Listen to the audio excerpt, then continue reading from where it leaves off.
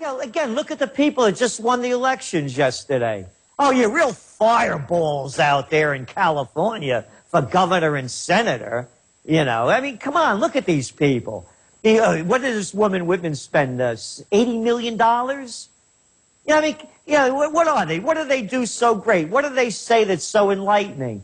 You put somebody in office to run against them, like a Rand Paul, that brought the Tea Party to a whole level that was never admitted to before. They can't withstand it. So what do? They take the cheap shots. Look what just happened with this woman, Helen Thomas. 89 years old. Boy, did they beat her up. Boy, did they show how tough they are. And what did they do? They defused the whole atrocity that Israel committed by boarding the Turkish ships in international waters. Bam! Out of the news. And instead, they hung 89-year-old Helen Thomas up as someone to show, don't mess around with them. Yeah, that's right. We'll put out to pasture. Old cow can't even stand up. Gerald Celente, stay there. We're going to come back and talk about a host of issues. The entire next half hour, the first half hour of the next hour, will be your phone calls for Gerald Celente. The toll-free number to join us with specific questions for him. 1-800-259-9231. You can also send questions to our Twitter account, twitter.com/RealAlexJones. And I'll also bring up some of those questions later in this hour. But the first 30 minutes of the next hour, questions for Gerald Celente. I want to get back into what's happening with North Korea. The media saying bin Laden's now in Iran. He's like a chess piece they move. I mean, they could move him, I guess, to the Amish property they're trying to take right now and say, bin Laden's in a Pennsylvania Amish community. We've got to drop nukes on them.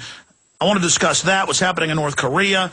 But before we go any further, your trends forecast on the economy. Investment banker, it's going to get nasty. Buy land, barbed wire. That's CNBC. Here's the Wall Street Journal headline. Tax hikes and the 2011 economic collapse. Today's corporate profits reflected income shift in 2010. These profits will tumble next year, preceded most likely by the stock market. And Northcom's in the news today, Gerald, saying Al-Qaeda's going to hit. We got to put army on the streets.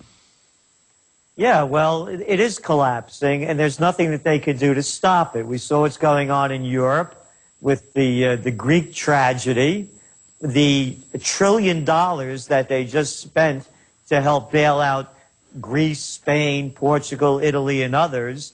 And then we heard Angela Merkel, the Chancellor of Germany, say that this is only a temporary measure. It's not going to fix the problem. Of course it's not. You don't put on more debt on top of old debt to revive an economy, and then plus putting austerity measures into place. So we're looking at the collapse of the crash of 2010. It's going to happen before the clock strikes 2011. Let's look at the facts, Alex. As you mentioned, we said that in 2010 the stimulus money would start to run out. Last week we saw the unemployment numbers come in. They expected 150,000 to 160,000 jobs to be created in the private sector.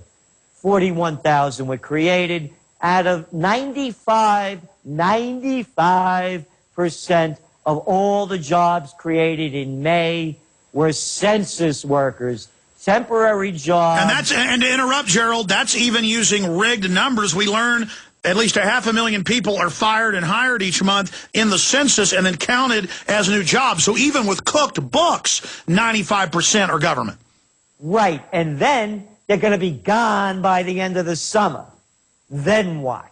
And I think what you're saying is what we're saying, and that is when all else fails, they lead you to war.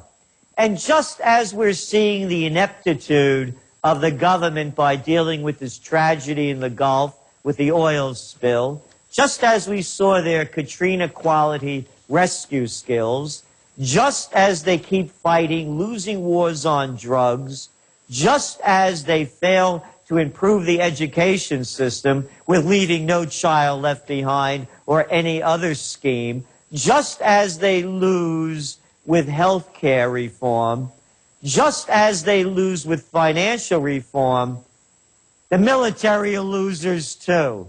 This week we lost, what, 17 U.S. troops in Afghanistan in a losing war that's costing hundreds of billions, that's going to cost more lost lives, and that's going to be a losing war at the end. So to divert our attention, Iran looks like the next war that they will start and lose so that they can't admit to their other failures. Gerald, the CIA, as you know, 2 weeks ago, bragged to the Washington Post that they had put out fake bin Laden videos. So that's now confirmed. We already knew that, but now it's admitted.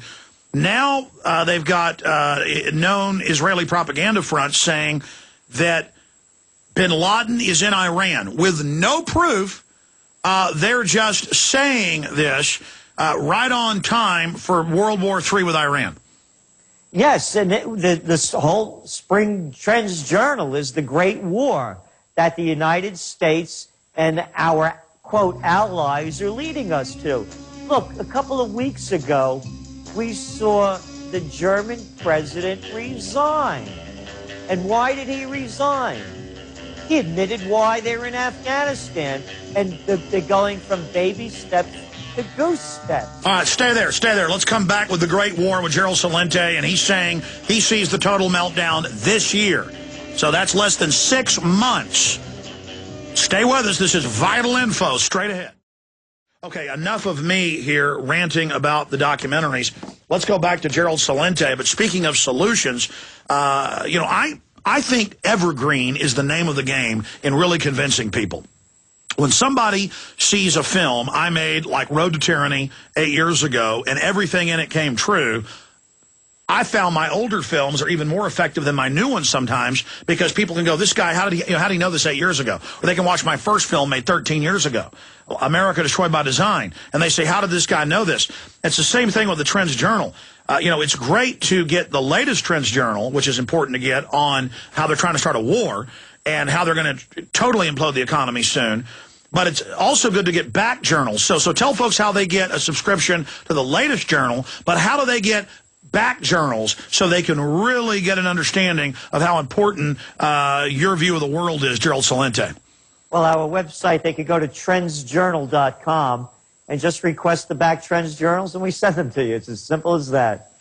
Awesome. What are some Once you key subscribe? What are some key journals from the past that you would recommend for people to order? Well, you know, one of them, in 2004, I came out and said that in 2007, we would enter, quote, the Great Recession. So we saw it back then. And we also saw back in 2001, we knew that gold prices would go to record highs, and we called the bottom at $275 an ounce. It's very simple to see. And that was by knowing that they would begin to lower interest rates to 46-year lows. So you can't keep printing this digital money, not worth the paper it's not printed on, without ruining the economy. And the other ones, of course, we forecast terrorism. Back in my book, Trends 2000, back in 1997. You could see these trends coming, but people they want to live in denial, Alex, but not anymore. More and more people want the truth. They want the facts. The motto, by the way, of the Trends Research Institute is think for yourself.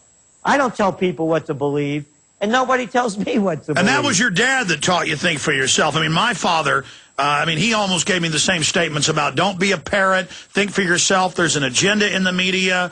Our government's supposed to be small. Historically, governments are destructive. Now, that's seen as extremist by Chris Matthews, but that's Thomas Jefferson. That's authentic American. Don't get into debt, work hard, only trust your family, always stick up for your family. That is demonized today, but that's what made this country great. I mean, who is Chris Matthews? What has this guy ever done?